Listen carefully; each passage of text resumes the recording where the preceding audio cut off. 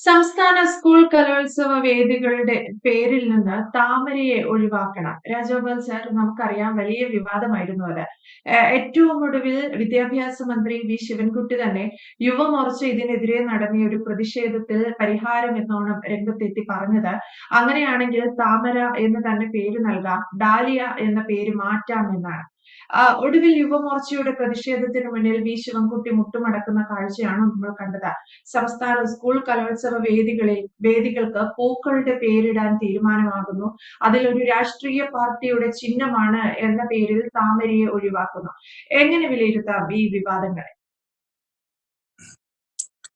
അതിനെ ആദ്യം എനിക്ക് തോന്നുന്നത് നമ്മുടെ വിദ്യാഭ്യാസ വകുപ്പ് എടുക്കുന്ന ചില തീരുമാനങ്ങളെ കുറിച്ചാണെന്ന്. ഇത് എന്ത് ചെയ്താലും നമ്മൾ പറയില്ല, ചിലര് ഇവര് തൊട്ട് കഴിഞ്ഞാൽ കുറ്റമാണെന്ന് പറയത്തില്ല. ചില മലയാളത്തിൽ അതിനെ ഇഷ്ടമില്ലാത്ത അച്ചി ചെയ്താൽ എന്നൊക്കെയുള്ള മട്ടിൽ വരുന്നത് എന്ന് പറഞ്ഞതുപോലെ എന്തേ ചെന്ന് തൊട്ടാലും കുഴപ്പമാണ്. വിദ്യാഭ്യാസ വകുപ്പിന്റെ ഓരോ കഴിഞ്ഞ കുറെ നാളുകളായിട്ടുള്ള പ്രവർത്തനങ്ങൾ നമ്മൾ നോക്കുക, എന്തിനകത്തിൽ ഒരു വിവാദം ഉണ്ടാക്കും. പക്ഷെ അതിനകത്ത് ഉണ്ടാകുന്ന ഒരു നേട്ടം എന്ന് പറയുന്നത് അതുകൊണ്ടൊരു ശ്രദ്ധയും കിട്ടും, വിഷയത്തിനൊരു ശ്രദ്ധ കിട്ടും, അങ്ങനെ ഉണ്ടാകുന്നുണ്ട്. അപ്പൊ അതുകൊണ്ടാണ് പിന്നെ മന്ത്രിയുടെ പ്രസ്താവനകൾ അങ്ങനെയാണ്. ചിലപ്പോൾ രാവിലെ അദ്ദേഹം ഒരു അഭിപ്രായം പറയും, വൈകുന്നേരം ആകുമ്പോൾ അതങ്ങ് തിരുത്തും. അപ്പൊ അങ്ങനെയാണ്. അല്ലെങ്കിൽ വൈകുന്നേരം പറയുന്നത് രാവിലെ അത് കറക്റ്റ് ചെയ്യും. ഇത്തരത്തിലാണ് വിദ്യാഭ്യാസ വകുപ്പിലെ പല കാര്യങ്ങളും. നമുക്ക് കുറെ ഉദാഹരണങ്ങൾ ഇത്തരം കാര്യങ്ങളില് കഴിഞ്ഞ ഒരു 4-5 മാസം എടുത്ത് നോക്കിയാൽ മതി, നമുക്ക് കിട്ടുന്ന കാര്യങ്ങളാണ്. ഇവരുടെ ഒരു പ്രത്യേകതയാണ്, ഈ ഒരു വകുപ്പിൽ ഉണ്ടാകുന്ന തീരുമാനങ്ങളുടെ പ്രത്യേകതയാണ്. അതാണ് മുമ്പേ നീതു സൂചിപ്പിച്ചത്. ഡാലിയ ഔട്ടായി, താമര കയറി വരികയും ചെയ്തു. വളരെ നിസ്സാരമായ കാര്യമാണ്, വളരെ ലഘുവായൊരു കാര്യമാണ്. അതിനാണ് ഈ ഒരു ദിവസം 2 ദിവസം ഇത്രയും വിവാദങ്ങൾ ഉണ്ടാക്കിയത്. സംസ്ഥാന സ്കൂൾ കലോത്സവം, കുട്ടികളുടെ കലോത്സവം, കുഞ്ഞുങ്ങളുടെ സംസ്ഥാനത്തെ ഏഷ്യയിലെ ഏറ്റവും വലിയ കലോത്സവമാണ് സ്കൂൾ യുവനോത്സവം എന്ന് പറയുന്നത്. അത് ഇപ്രാവശ്യം തൃശ്ശൂരിൽ വെച്ചാണ് നടക്കുന്നത്. സാംസ്കാരിക തലസ്ഥാനമായ തൃശ്ശൂരിൽ വെച്ചാണ് നടക്കുന്നത്. അപ്പൊ വേദികൾക്ക് പേരിടണം. സാധാരണഗതിയിലെ ഒരുപാട് വേദികളിലാണ് മത്സരം നടക്കുന്നത്. ഒരുപാട് വേദികൾ ഉണ്ടാകും. കാരണം സംസ്ഥാനത്തെ ഒരുപാട് ഐറ്റങ്ങളുണ്ട് ഇതിനകത്തില്. അതേപോലെ തന്നെ ഒരുപാട് 14 ജില്ലകളെ പ്രതിനിധീകരിച്ച് കുട്ടികൾ വരുന്നതല്ലേ. ഇപ്പൊ സാധാരണഗതിയിലൊക്കെയുള്ള നേതാക്കന്മാരുടെ, പ്രമുഖരായ സ്വാതന്ത്ര്യ സമര സേനാനികളെ, രാഷ്ട്രീയ നേതാക്കന്മാരുടെ, അവരൊക്കെ പ്രമുഖന്മാരുടെ പേരുകളാണ് പണ്ട് ഇട്ടുകൊണ്ടിരുന്നത്. അക്കാലത്ത് തർക്കങ്ങളൊക്കെ ഉണ്ടായിരുന്നു. ചില രാഷ്ട്രീയ നേതാക്കന്മാരുടെ പേര് കൊടുക്കുന്നില്ല, അല്ലെങ്കിൽ സാംസ്കാരിക നായന്മാരുടെ പേര് കൊടുക്കുന്നില്ല എന്നൊക്കെ പറഞ്ഞ തർക്കങ്ങളൊക്കെ ഉണ്ടായിരുന്നു. എന്നാൽ ഇപ്രാവശ്യം അതൊന്നും വേണ്ട. വ്യക്തികളുടെയോ മറ്റേ ആളുകളുടെയോ ഒന്നും പേര്, രാഷ്ട്രീയക്കാരുടെയോ അല്ലെ സമുദായ നേതാക്കന്മാരുടെയോ ഒന്നും പേര് വേണ്ട എന്ന് പൂക്കളുടെ പേര് കൊടുക്കാൻ തീരുമാനിച്ചു. അതാകുമ്പോൾ നിർദോഷമായ കാര്യമാണല്ലോ, വേറെ ആർക്കും പ്രശ്നങ്ങളും ഉണ്ടാകുന്നില്ല. അങ്ങനെയാണ് ഒരുപാട് പുഷ്പങ്ങളുടെ പേരുകൾ ഓരോ വേദിക്കും കൊടുക്കാൻ തീരുമാനിച്ചു. അങ്ങനെ പതിച്ച കൂട്ടത്തില് അവസാനം അന്വേഷിച്ച് കഴിഞ്ഞപ്പോഴേ, ലിസ്റ്റ് വന്ന് നോക്കിയപ്പോഴേ നമ്മുടെ ദേശീയ പുഷ്പമായ താമര കാണുന്നില്ല. താമര ദേശീയ പുഷ്പമാണല്ലോ. അത് വളരെ അനശ്വര പറഞ്ഞില്ല, മഹാകാവ്യങ്ങളിൽ തന്നെ പരാമർശിച്ചു വന്നിട്ടുള്ള വളരെ താമരപ്പൂവിനെ കുറിച്ച് നമ്മൾ പ്രത്യേകിച്ചൊന്നും പറയേണ്ട കാര്യമില്ല. താമരപ്പൂവിൽ വാഴും എന്നൊക്കെ പറഞ്ഞുള്ള പുസ്തകമായ ഗാനങ്ങള്, സ്വർണ്ണ താമര ഇതളിൽ ഉറങ്ങുന്ന തപോവന കന്യക, വയലാറിന്റെ പാട്ടുകൾ, അങ്ങനെ വളരെ പ്രസിദ്ധമാണ്. അത് തന്നെ അല്ലെങ്കിൽ താമരയെ കുറിച്ച് നമുക്ക് പ്രത്യേകിച്ച് ഒരു വിശേഷണം മലയാളികളോട് പറയേണ്ട കാര്യമില്ല. ആ താമര കാണുന്നില്ല. താമര കാണാതെ വന്നു കഴിഞ്ഞപ്പോൾ സ്വാഭാവികമായിട്ട് സംശയമായി. അപ്പൊ ആളുകൾ ഇങ്ങനെ സംശയിച്ചപ്പോഴ് അതിന് മന്ത്രി കൊടുത്തൊരു വിശദീകരണം എന്ന് പറയുന്നത്, താമര എന്ന് പറയുന്നത് ഒരു രാഷ്ട്രീയ പാർട്ടിയുടെ ചിഹ്നമാണ്. കേരളത്തിലെ ഒരു ദേശീയ തലത്തിൽ ഉപയോഗിക്കുന്ന ചിഹ്നമാണ്. ഭാരതീയ ജനതാ പാർട്ടിയുടെ ചിഹ്നമാണ്, ഇലക്ഷനിൽ ഉപയോഗിക്കുന്ന ചിഹ്നമാണ്. അതുകൊണ്ട് താമര അങ്ങ് ഒഴിവാക്കി. ഇനിയും താമര എന്നുള്ള പേരിട്ട് കഴിഞ്ഞാൽ ഇത് BJPയുടെ വേദിയായി പോകുമോ എന്നൊക്കെയുള്ള ചില സംശയങ്ങളോ എന്താണെന്ന് അദ്ദേഹത്തെ പ്രേരിപ്പിച്ചെന്നറിഞ്ഞുകൂടാ. എന്തായാലും ഇത്തരത്തിലൊരു വ്യാഖ്യാനമാണ് അദ്ദേഹം ഇന്നലെ രാവിലെ നൽകിയത്. ഇന്നലെയല്ല, മിനിഞ്ഞാന്ന് നൽകിയത്. അങ്ങനെയാണ്. പ്രതിഷേധമായി, സംസ്ഥാനത്തെ വിഷയമല്ലേ, ഉടൻ തന്നെ പ്രതിഷേധമായി. BJP യുവമോർച്ചയാണ് ചെയ്തത്. യുവമോർച്ച ശക്തമായി പ്രതിഷേധിച്ചുകൊണ്ട് രംഗത്തിറങ്ങിയിട്ട് അവര് താമര പൂക്കളുമായിട്ടാണ് പ്രതിഷേധ പ്രകടനം നടത്തിയത്.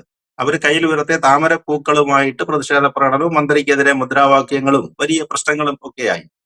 അത് സംസ്ഥാനത്തിന്റെ ചില ഭാഗങ്ങളിലൊക്കെ അത്തരത്തിലുള്ള പ്രതിഷേധങ്ങളും അരങ്ങേറി. ആ സമയത്താണ് വീണ്ടും പുനരാലോചന വന്നു. അപ്പൊ ഇത് ശരിയാവുമോ? തൃശ്ശൂരിലെ കലോത്സവം നടക്കുകയാണ്, സമാധാനമായിട്ട് നടക്കേണ്ടതാണല്ലോ. എത്രയോ ആയിരക്കണക്കിന് കുഞ്ഞുങ്ങൾ പങ്കെടുക്കുന്ന കലോത്സവമാണ്. അവിടെ അത്തരത്തിലൊരു പ്രശ്നം ഉണ്ടായാൽ എന്ത് ചെയ്യും? അപ്പൊ ഈ വേദിക്ക് ആദ്യം ഇട്ടിരുന്ന പേര് ഡാലിയ എന്നാണ്. ഡാലിയ ഈ മനോഹരമായ ഒരു പൂവാണ് അല്ലെ, മനോഹരമായ പൂവാണ്. ഒരു സ്വീഡിഷ് ശാസ്ത്രത്തിന്റെ പേരിൽ അറിയപ്പെടുന്ന ഒരു പൂവാണത്. അതിന്റെ പ്രത്യേകത എന്ന് പറഞ്ഞാൽ നല്ല മനോഹരമായ പല കളറുകളിൽ വിരിഞ്ഞു നിൽക്കുന്ന അതിസുന്ദരങ്ങളായ പുഷ്പങ്ങളാണത്. അതിനകത്ത് തെറ്റൊന്നുമില്ല ഡാലിയ എന്നുള്ളത്. ഡാലിയയും പറഞ്ഞതുപോലെ നമ്മുടെ മഹാകവികൾ അതിനെ ഒരുപാട് വർണ്ണിച്ചിട്ടുള്ളതാണ്. പിന്നെ അതിന്റെ പ്രത്യേകത എന്ന് പറഞ്ഞാൽ ഷോർട്ട് പീരീഡിലേ ഉള്ളൂ, കുറച്ച് കാലത്തേക്ക് അതിങ്ങനെ പുഷ്പിച്ച് നിൽക്കത്തുള്ളൂ. അത് പക്ഷേ എല്ലാ ദിവസവും, അതായത് 365 ദിവസവും പൂടുന്ന പുഷ്പമാണെന്ന്, അങ്ങനെയാണ് ഞാൻ എന്റെ ഒരു അറിവെന്ന് പറയുന്നത്. അപ്പൊ അങ്ങനെയുള്ള ഡാലിയ എന്നുള്ള പേരാണ് അതിനകത്ത് ഇട്ടിരുന്നത്, ആ വേദിക്ക് ഇട്ടിരുന്നത്. തൃശ്ശൂര് പിന്നെ ഹോളി ക്രോസ് സ്കൂളിന്റെ മറ്റൊരു വേദിക്കാണ് ആ പേര് വരുന്നത്, ഹോളി ഫാമിലി സ്കൂളിന്റെ. അപ്പൊ അതിലാണ് പ്രശ്നമായത്. ഡാലിയയെ മാറ്റണം എന്നുള്ളതാണ്. അവസാനം തർക്കമായി, വിഷയങ്ങളായി, സംഭവം കൈവിട്ടു പോകും എന്നുള്ള ഘട്ടം വന്നു കഴിഞ്ഞത് മന്ത്രി ഇടപെട്ടിട്ട് ഇന്നലെ വൈകുന്നേരം അത് തിരുത്തി. ഉച്ചയോടുകൂടി ആ തിരുത്തൽ വന്നു. നമുക്കൊരു കാര്യം ചെയ്യാം, ഡാലിയ ഒഴിവാക്കി താമരയെ കൊണ്ടുവരാമെന്ന് പറഞ്ഞു. താമരയെ കൊണ്ടുവരാമെന്ന് പറഞ്ഞപ്പോൾ BJP RSS പരിവാർ സംഘടനകൾക്ക് സമാധാനമായി. അവര് പറഞ്ഞ ആവശ്യങ്ങൾ, പ്രത്യേകിച്ച് ഒരു ദേശീയ പുഷ്പമാണ്, അതിനകത്ത് വിവാദം ഉണ്ടാകേണ്ട കാര്യമില്ല. പക്ഷെ ഇനി വേറെ ഇടതുപക്ഷം അവരുടെ എതിർക്കുന്ന കക്ഷികളുണ്ട്, അവരുടെ പ്രതിഷേധം എന്താണെന്ന് അറിയത്തില്ല. എന്തായാലും തീരുമാനമാക്കി ഡാലിയ ഔട്ടായി, അതിന് പകരം താമര കടന്നു വരികയും ചെയ്തു. അപ്പൊ പിന്നീട് മന്ത്രി അതിന് കൊടുത്ത വിശദീകരണം എന്ന് പറയുന്നത്, അദ്ദേഹം പ്രയോഗിച്ച വാക്കതാണ്, കുഞ്ഞുമക്കളുടെ ഒരു കലോത്സവമല്ലേ, അത് സന്തോഷകരമായിട്ട് നടക്കട്ടെ. അപ്പൊ അത് സന്തോഷകരമായിട്ട് നടക്കുന്നതിന് വേണ്ടി തർക്കവും വിവാദങ്ങളൊന്നും ഉണ്ടാക്കണ്ട എന്ന് കരുതിയിട്ടാണ് ഞങ്ങൾ ഡാലിയ മാറ്റി താമര കൊടുത്തതെന്നാണ് പറഞ്ഞത്. എന്തായാലും കാര്യം നടന്നിട്ടുണ്ട്. ഇനി ഈ പറഞ്ഞതുപോലാണ്, പണ്ടും ഇതേപോലെ തന്നെ ചെറിയ പ്രശ്നങ്ങൾ ഉണ്ടാക്കുന്നതായിരുന്നല്ലോ ഈ കുഞ്ഞുങ്ങളുടെ ഈ കലോത്സവത്തിൽ. ആയിരക്കണക്കിന് കുഞ്ഞുങ്ങൾ പങ്കെടുക്കുന്ന കലോത്സവമാണ്, അധ്യാപകർ, രക്ഷകർത്താക്കളും ഒക്കെ പങ്കെടുക്കും അവിടെ. പണ്ടും ഇതുപോലെ ആവശ്യമില്ലാത്തൊരു വിവാദം ഇതിനകത്തിൽ ഉണ്ടാക്കിയതാണ്. അതാ ഞാൻ നേരത്തെ ആദ്യം സൂചിപ്പിച്ചത് തന്നെയാണ്. അവിടെ ഇപ്പൊ വെജിറ്റേറിയൻ ഭക്ഷണമാണ് സ്കൂൾ കുഞ്ഞുങ്ങൾക്ക് സമയത്ത്, അവർക്ക് ഉച്ചയ്ക്കല്ല 3 നേരവും കൊടുക്കുന്ന വെജിറ്റേറിയൻ ഭക്ഷണമാണ് കൊടുക്കുന്നത്. ഒരുപാട് കുട്ടികൾ പങ്കെടുക്കുന്നതാണ്. എത്ര പതിനായിരങ്ങളാണ് ഒരു ദിവസം ഓരോ നേരവും ആഹാരം കഴിക്കുന്നത്. അപ്പൊ അവിടെ പഴയിടം മോഹനൻ നമ്പൂതിരി എന്നൊരു വലിയ കലവറക്കാരൻ, അദ്ദേഹമാണ് അത് ചെയ്യുന്നത്. വളരെ ഒരുപാട് കൃത്യസമയത്ത് നല്ല ഭക്ഷണം കൊടുക്കും. ഇന്നേ വരെ ഒരു പരാതി പോലും ഉണ്ടാക്കിയിട്ടുള്ള ആളാണല്ല. ഒരു കുഞ്ഞിന് പോലും ഒരു തരത്തിലുള്ള വയറിന് അസുഖങ്ങളായിട്ടും മറ്റു കാര്യങ്ങളായിട്ടും ഒന്നും ഉണ്ടായിട്ടില്ല. വളരെ കൃത്യതയോടെ ഏറ്റവും രുചികരമായിട്ട് കൊടുക്കുന്ന ആളുമാണ് പഴയിടം. വളരെ പ്രസിദ്ധനാണ് അദ്ദേഹം, കോട്ടയത്തുകാരനൊരു നമ്പൂതിരിയാണ് അദ്ദേഹം.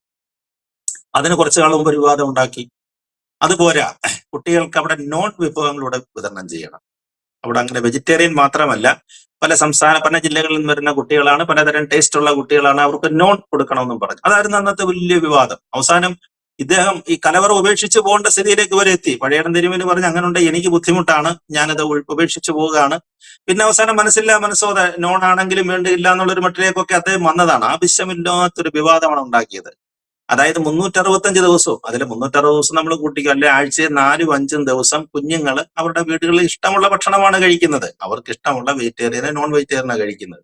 അന്ന് വന്നൊരു വാദം എന്ന് പറയുന്നത്, ഈ 3-4 ദിവസമാണ്, 4-5 ദിവസം കലോത്സവം നടക്കുന്നതിൽ ഒരു കുട്ടി പങ്കെടുക്കുന്നത് 2-3 ദിവസം, അല്ലെ 1-2 ദിവസമാണ് പങ്കെടുക്കുന്നത്.